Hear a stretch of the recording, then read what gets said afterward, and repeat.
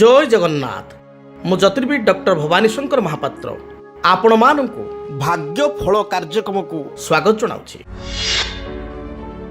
दर्शक बंधु एबे आसंतु जानिबा आपणकर जन्म जातक ग्रहंक स्थिति अनुसार आपणकर निजर आपणक पुओंकर बा आपणकर झीओंकर जदि आपण जानिया पई चाहुतांती विवाह केउ दिगरे हेबो। बहुत लोकंकर एकु नै क्यूरियोसिटी थाए बा तांकर थाए गोटे आग्रह जानिबा पई जे जातकरे मो निजर जदि विवाहर हेइनी ताले विवाहर केउ दिगरे हेबो, मो भाई भौणीकर बा पुओ झीओंकर विवाह केउ दिगरे हेबो ताकू जानिया पई आग्रह करिथांती। तेबे आपणक आग्रह को आज कार्यक्रम आम सामिल करिचो। अनेक व्यक्तिविशेष व्हाट्सएप रे ए विषय पचारि जे विवाहर दिग केमिति जानिबा दयाकरी सारू कहिबे। तेणु से संपर्क में आम आलोचना करुचु। शास्त्र रे बा ज्योतिष शास्त्र अनुसार लग्नर सप्तम भाव 7th हाउस ये हूँ विवाहर भाव। 7th लॉर्ड सप्तमाधिपति ये होचंती विवाहर अधिपति।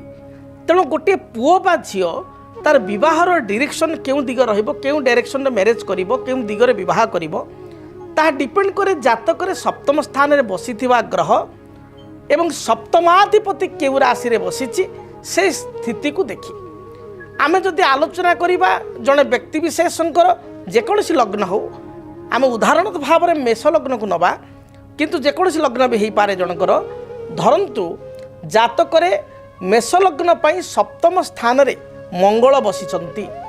एठी तो सब लग्न सप्तम मंगल बसिले मंगल सो ही गला, मात्र सप्तम रे मंगल बसिचंती शुक्रंक राशि रे बसिचंती। तेणु मंगलंकर डायरेक्शन होची कोन ज्योतिष शास्त्र अनुसार मंगल होचंती दक्षिण दिगर ग्रह। शुक्रकर राशि होची दक्षिण पूर्व अग्निकोणर अधिपति होचंती शुक्र। अतएव आम स्पष्ट भाव में कहि परिबा ये व्यक्तिंकर विवाह बा कन्यार विवाह घर ठारू दक्षिण दिग बा दक्षिण पूर्व अग्निकोणर विभाग रहबो। केते सहज से भली भाव में धरंतु जनकर सप्तम स्थान पड़ी आम धरिबा वर्तमान कर्कट लग्न को विचार को नेबा।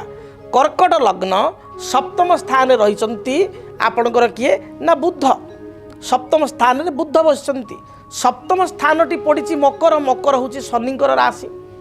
शनि धरंतु अछंती अष्टम रे अर्थात अछंती कुंभरे ताले मकर राशि माने शनि राशि मकर एवं सप्तम भाव मकर सप्तम अधिपति शनि। तेणु शनि डायरेक्शन हूँ वेस्ट डायरेक्शन अर्थात पश्चिम दिग। तेणु नॉर्मली पश्चिम दिगरे विभाग रहबो किंबा जेहेतु बुध बसचंती एठी द्वंद्व आसीजिव। बुध बसचंती सप्तम रे, बुध होचंती उत्तर दिग बा नॉर्थ रो कारकत्व ग्रह।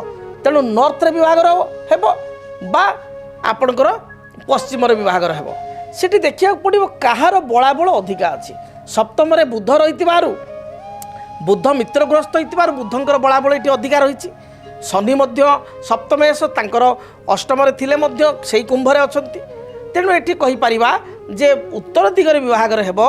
उत्तर दिगरे विभाग हेबार संभावना एठी रहिछि 70% एवं पश्चिम दिगरे विभाग हेबार संभावना रहिछि 30%।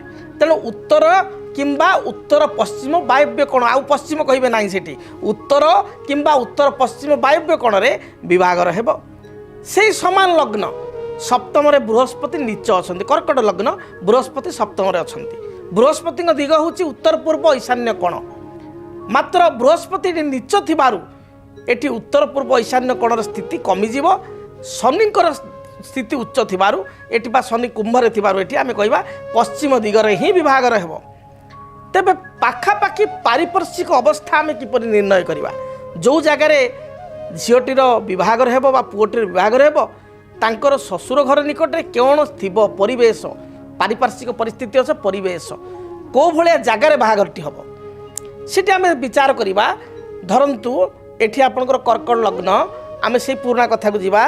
सप्तम स्थान रे बुध रही एवं अष्टम रे शनि अछंती। तेणु सप्तम रे बुध थिबा हेतु बुध एक आपणकर स्कूल शिक्षा बा विद्या कारक ग्रह। तेणु घर निकट में जोटी बाहागर हेबो प्रथमतः विवाह हेबो आपणकर उत्तर दिगरे बा उत्तर पश्चिम वायव्य कोण जोटा कहली।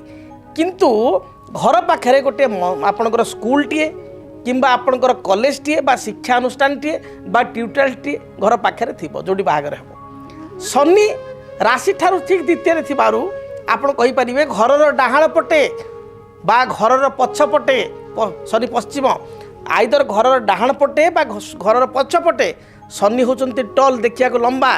ତେଣୁ ଗୋଟିଏ ଲମ୍ବା ଟାୱାରଟିଏ ଥିବ ମୋବାଇଲ ଟାୱାରଟିଏ କିମ୍ବା ଗୋଟେ ଉଚ୍ଚ ସୁରମ୍ୟ ଅଟ୍ଟାଳିକା ଯେମିତି ଆପାର୍ଟମେଣ୍ଟ ଗୋଟେ ଫୋର୍ ଷ୍ଟାର 5 ଷ୍ଟାର ଗୋଟେ ଆପାର୍ଟମେଣ୍ଟଟେ ଥିବ ଉଚ୍ଚ ସୁରମ୍ୟ ଅଟ୍ଟାଳିକା ମୋବାଇଲ ଟାୱାର କିମ୍ବା ଗୋଟେ ଉଚ୍ଚା ଜିନିଷ ଦେଖାଯାଉଛି ଅର୍ଥାତ୍ ଆପଣଙ୍କର ବାଉଁଶ ଗଛ ଘର ଝିଅର ଘରକୁ ଲାଗିରି ବାଉଁଶ ଗଛ ଗୋଟେ ବିରାଟ କାୟ ବଟବୃକ୍ଷ ପାଖରେ ତାଙ୍କ ଘର ହେଇଥିବ ଆପଣଙ୍କର ବରଗଛ ଅଶ୍ୱତ୍ଥ ବୃକ୍ଷ ଯେଉଁଟାକ ଦୀର୍ଘସ୍ଥାୟ ବଡ଼ ବଡ଼ ଗଛ ନଡ଼ିଆ ଗଛ ଘର ପାଖରେ ଥିବ ଏଇଭଳିଆ ଜାଗାରେ ଆପଣଙ୍କ ଝିଅର ବାହାଘର ହେବ ବା ପୁଅର ବାହାଘର ହେବ।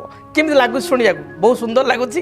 ଏବଂ ଆପଣମାନେ ଦୟାକରି ୟୁଟ୍ୟୁବକୁ ଦେଖନ୍ତୁ ଏବଂ ୟୁଟ୍ୟୁବରେ ଆପଣ କମେଣ୍ଟ ଦୟାକରି ଦିଅନ୍ତୁ ଯେ ସାର୍ ଆପଣ ଯାହା କହିଲେ ଶୁଣିବାକୁ ଭଲ ଲାଗିଲା ଏବଂ ଆମେ ମଧ୍ୟ ଆଷ୍ଟ୍ରୋଲଜର ହେଇଗଲୁ। ତେଣୁ କେତେ ସୁନ୍ଦର ଯେ ବିବାହର କେଉଁ ଦିଗରେ ହେବ କେଉଁ ସ୍ଥାନରେ ହେବ ଏଇଭଳି ଆପଣ ଜ୍ୟୋତିଷଶାସ୍ତ୍ର ଏକ ସୁନ୍ଦର ଶାସ୍ତ୍ର। ଆପଣ ୟାକୁ ଯେତେ ଅଧ୍ୟୟନ କରିବେ ପ୍ରତ୍ୟେକ ଦିନ ଆପଣ ମୋ କାର୍ଯ୍ୟକ୍ରମକୁ ଏଠି ଦେଖନ୍ତୁ ରାଶିଚକ୍ର ରାଶିଫଳ କାର୍ଯ୍ୟକ୍ରମକୁ ଦେଖନ୍ତୁ ଦେଖିବେ ସୁନିଶ୍ଚିତ ରାଶିଫଳ କାର୍ଯ୍ୟକ୍ରମରେ ଆପଣଙ୍କୁ ଅନେକ ସମସ୍ୟାର ସମାଧାନ ପାଇବେ ତା ସହିତ ନୂଆ ନୂଆ କଥା ମଧ୍ୟ ଜାଣିବେ। ତେଣୁ ଆଉ ଟିକେ ଯଦି ଆମେ ଆପଣ ଆଉ ଟିକେ ଯିବା ଯେ ଧରନ୍ତୁ ଆପଣଙ୍କର ସେଇଠି ଆମେ ବିଚାର କରିବା ଜଣଙ୍କର ତୁଳା ଲଗ୍ନ ହେଇଛି ତୁଳା ଲଗ୍ନରେ ସପ୍ତମ ସ୍ଥାନ ହେଉଛି ତୁଳା ଲଗ୍ନ ପାଇଁ ବିବାହ ସ୍ଥାନ ହେଉଛି କ'ଣ ନା ମେଷ ଲଗ୍ନ ଠିକ୍ ସପ୍ତମ ଭାବ ବାରମ୍ବାର ପ୍ରଥମରୁ କହିଛି ବିବାହ ସ୍ଥାନ ସେଇଠି ସପ୍ତମ ସ୍ଥାନରେ ଆମେ କହିବା ବୃହସ୍ପତି ଅଛନ୍ତି ସେଠି ଶନି ମଧ୍ୟ ଅଛନ୍ତି ସେଠି ସପ୍ତମ ସ୍ଥାନରେ ରାହୁ ମଧ୍ୟ ଅଛନ୍ତି। ସେଇଠି କନଫ୍ୟୁଜ୍ ହେଇଯିବେ ଯେ ଆପଣ କହିଲେ ସାର୍ ଗୋଟିଏ ଗ୍ରହ ଥିଲେ ଆମେ ସେଇ ଗୋଟିଏ ଗ୍ରହକୁ ଦେଖିବୁ ଏବଂ ସପ୍ତମାଧିପତି ସ୍ଥିତି କେଉଁଠି ଅଛି ଦୁଇଟାକୁ ତର୍ଜମା କରି ଯେଉଁଟା ଅଧିକା ଥିବ ସେଇ ଡିରେକ୍ସନରେ ହେବ ନହେଲେ ଦୁଇଟା ଡିରେକ୍ସନକୁ ମିଶାଇକିରି କହିବୁ। ଏଠି 3ଟି ଗ୍ରହ ଅଛନ୍ତି ଆମେ କ'ଣ କରିବୁ ଦେଖନ୍ତୁ ଯଦି ତୁଳା ଲଗ୍ନ ସପ୍ତମରେ ଅଛନ୍ତି ମୁଁ କହିଲି ବୃହସ୍ପତି ସପ୍ତମରେ ଅଛନ୍ତି ମୁଁ କହିଲି ଆପଣଙ୍କର ଶନି ସପ୍ତମରେ ଅଛନ୍ତି ରାହୁ।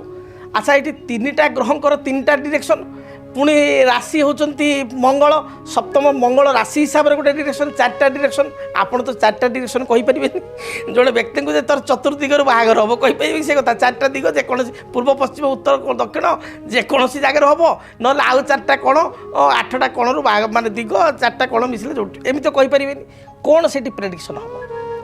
ସେଠି ଯେହେତୁ ଶନି ଏଠି ନିଚ ତୁଳା ଲଗ୍ନରେ ଶନି ନିଚ ଶନିଙ୍କର ଦିଗ ଯେଉଁ ପଶ୍ଚିମ ଦିଗ ଶନି ଦୁର୍ବଳ ସ୍ଥିତିରେ ଥିବାରୁ ପଶ୍ଚିମ ଦିଗରେ ହେବାର ସମ୍ଭାବନା ଏଠି ପ୍ରାୟ କଟିଗଲା 1% 2% ହେଇପାରେ ମେ ବି ବଟ୍ ସେଠୁ ଆପଣ ଶନିଙ୍କ କଥା ଆଉ କହିବେ ନାହିଁ। ସେଠି ସପ୍ତମ ସ୍ଥାନ ମଙ୍ଗଳଙ୍କ ସ୍ଥାନ ହୋଇଥିବାରୁ ଆପଣ ଦକ୍ଷିଣ ଦିଗ ଏବଂ ବୃହସ୍ପତି ମିତ୍ର ଘରେ ଉଚ୍ଚ ଥିବାରୁ ସେଠି ବୃହସ୍ପତିଙ୍କର କୋଣ ହେଉଛି ଉତ୍ତର ପୂର୍ବ ଈଶାନ୍ୟ କୋଣ ତେଣୁ ପୂର୍ବ ଉତ୍ତର ଈଶାନ୍ୟ କୋଣ ବା ଦକ୍ଷିଣ ଦିଗରେ ବିବାହର ହେବ ଏ କଥାଟି କହିଲେ ଦେଖିବେ ନିଶ୍ଚୟ ମନକୁ ପାଇବ ଏବଂ ରିଏଲିଟିରେ ତାହା ହିଁ ଘଟିବ।